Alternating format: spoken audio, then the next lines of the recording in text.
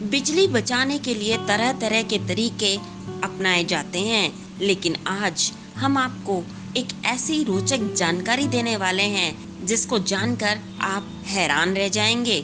हम सभी के घरों में पंखे होते हैं। अपनी ज़रूरत के हिसाब से उसकी स्पीड हम लोग तेज या धीमे करते हैं, लेकिन क्या पंखे की रफ्तार तेज या धीमी करने से उसकी बिजली की खपत पर कोई असर पड़ता है? आज इसी सवाल का जवाब हम आपको देने जा रहे हैं। घरों में सीलिंग के साथ टेबल और पेडस्टल फैंस भी होते हैं। सीलिंग फैन की स्पीड रेगुलेटर से कंट्रोल की जाती है, वही टेबल और पेडस्टल फैंस में इनबिल्ट स्पीड कंट्रोलर होता है। यहाँ सवाल यह है कि अगर स्पीड कम करते हैं तो क्या पंखे की बिजली की खपत कम हो जाती है या फिर स्पीड बढ़ाने पर ये ज्यादा बिजली काम में लेता है? आइए जानते हैं इस सवाल का सही जवाब। Electrical regulator. दरअसल कुछ साल पहले तक हमारे घरों में इलेक्ट्रिकल रेगुलेटर का इस्तेमाल होता था, लेकिन अब हर जगह इलेक्ट्रिकल रेगुलेटर का इस्तेमाल कम हो गया है। उनकी जगह इलेक्ट्रॉनिक रेगुलेटर ने ले ली है। पहले जो इलेक्ट्रिक रेगुलेटर इस्तेमाल किए जाते थे वो सस्ते होते थे। ऐसे रेगुलेटर एक प्रतिरोधक के तौर पर काम करते थे। ये रेगुलेटर पंखे को सप्लाई किए जाने वाले वोल्टेज को घटाकर उसकी स्पीड को कम कर देते थे।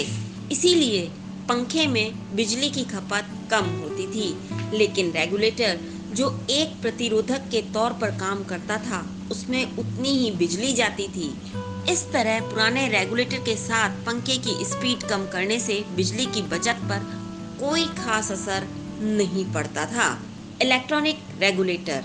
दूसरी तरफ इन दिनों इस्तेमाल होने वाले इलेक्ट्रॉनिक रेगुलेटर के बारे में बात करें तो ये रेगुलेटर काफी अच्छा रिजल्ट देते हैं। अगर आप अपने घरों में इलेक्ट्रॉनिक रेगुलेटर का इस्तेमाल करते हैं तो निश्चित तौर पर आपको बिजली के बिल पर असर दिखाई देगा।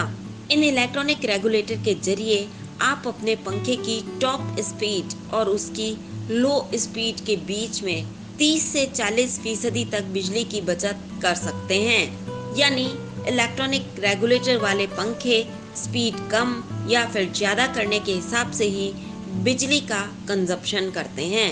पुराने इलेक्ट्रिक रेगुलेटर में बर्बाद होती थी बिजली। दरअसल जिन घरों में आज भी पुराने इलेक्ट्रिक रेगुलेटर का इस्तेमाल किया जाता है उन्हें तुरंत इलेक्ट्रॉनिक रेगुलेटर से बदल देना चाहिए। दरअसल पुराने इलेक्ट्रिक रेगुलेटर में जो रेजिस्टेंस यानी कि प्रतिरोधक लगा होता था वो बिजली की बर्बादी करता था। ये रेजिस्टेंस पंखे में वोल्टेज की आपूर्ति कम करके उसकी स्पीड तो बढ़ा देते थे, लेकिन इनके स्रोत से बिजली लेने की मात्रा में कोई बदलाव नहीं होता था।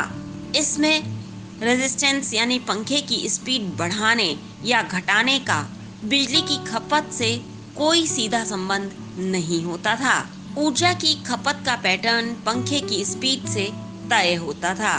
नए इलेक्ट्रॉनिक रेगुलेटर में ऊर्जा कंजप्शन यानी कि ऊर्जा का खपत या फिर यूं कहें कि बिजली की खपत का पैटर्न पंखे की स्पीड से तय होता है।